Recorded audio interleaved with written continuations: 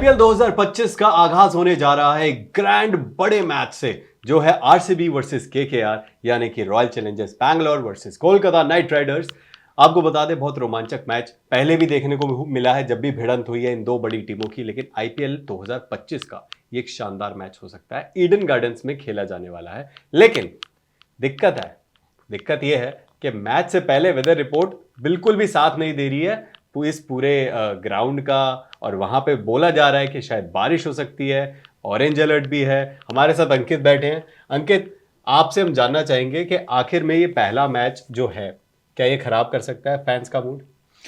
देखिए, अगर हम वेदर रिपोर्ट की बात करें तो वेदर रिपोर्ट कुछ ठीक नहीं है। जो रिपोर्ट्स आ रहे हैं उस पर एक लो टेम्परेचर जोन उड़ीसा के बे ऑफ बंगाल पे बन रहा है, जिसकी वजह से रेन प्रिडिक्टेड है, जो कि रेन का जो प्रेडिक्शन है वो 74 to 75% बना हुआ है, यानी कि काफी ज्यादा है। काफी ज्यादा है। और बंगाल के कुछ रीजन्स में ऑरेंज अलर्ट भी इशू किया हुआ है। ऑरेंज अलर्ट मतलब मॉडरेट से ऊपर का रेन, वहां पे सेफ्टी कंसर्न्स को भी ध्यान में रखते हुए गवर्नमेंट जो है वो ऑरेंज अलर्ट देती है। हालांकि अगर बारिश नहीं भी होती है तो जो फॉरकास्ट है मैच का वो 94% वो क्लाउडी होने वाला है। ये तो काफी परेशान होने वाली जी, बात है। काफी परेशान होने वाली भी बात है। और अगर बारिश नहीं होती है तो जो प्लेइंग 11 होगा वो दोनों कंडीशंस को मद्देनजर रखते हुए, अगर बारिश के आसार हैं और अगर नहीं है, या फिर अगर ओवरकास्ट कंडीशन है,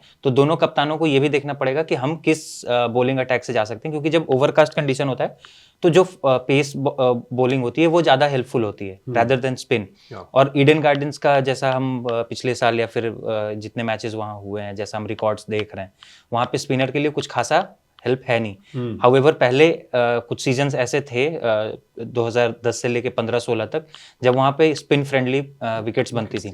लेकिन लास्ट ईयर हमने देखा कि आईपीएल के जितने भी बड़े मैचेस हुए, जितने भी बड़े रन चेज हुए हैं, और जो रन चेज हुए हैं, और कुछ ऐसे मैचेस हैं जो बहुत कम मार्जिन से जो चेजिंग टीम है वो हारी है। इसके बारे में अंकित मैं आपसे मतलब डिटेल में जानना चाहूंगा, लेकिन मैं आपको ये पहले ये बता दूं कि ये बड़ा मैच है, India.com पे लाइव भी होगा, हम लोग सब बैठेंगे, कमेंट्री करेंगे, अंकित भी होंगे, मैं भी होऊंगा, सुपर्णा होंगी, अंश होंगे, और भी बहुत सारे लोग होंगे, तो आप हमें लाइव सुन सकते हैं। पूरे आईपीएल के दौरान हम आप लोगों को live coverage, commentary, ball to ball commentary हम सुनाते रहेंगे। अंकित भाई, ईडन गार्डन का जो स्टेडियम है, इसकी डायमेंशंस क्या है, और रेगुलरली जो विकेट रहती है वो कैसी रहती है? बारिश होने के बाद आप बोल रहे हो कि स्पिनर्स को कुछ खास हेल्प मिलेगी नहीं, तो बैट बॉलर्स जो हैं वो ऑब्वियसली एडवांटेज में है। आप कुछ इस ग्राउंड के बारे में बताइए, और विकेट के बारे में। विकेट के बारे में इन जनरल ये होता है कि जैसे अगर अभी वहां पे ऑरेंज अलर्ट इशू किया हुआ है, तो अभी विकेट जो ईडन गार्डन का वो अंडर कवर होगा, या अगर लाइट रेन हो भी रही होगी तो वो अंडर कवर होगा। तो जब अंडर कवर विकेट होता है और बारिश नहीं होती है, सिर्फ बारिश की आसार की वजह से विकेट को अंडर कवर किया जाता है, तो उसमें क्या होता है कि जो पिच की मॉइस्चर होती है, नमी जो होती है, वो उसी में रहती है।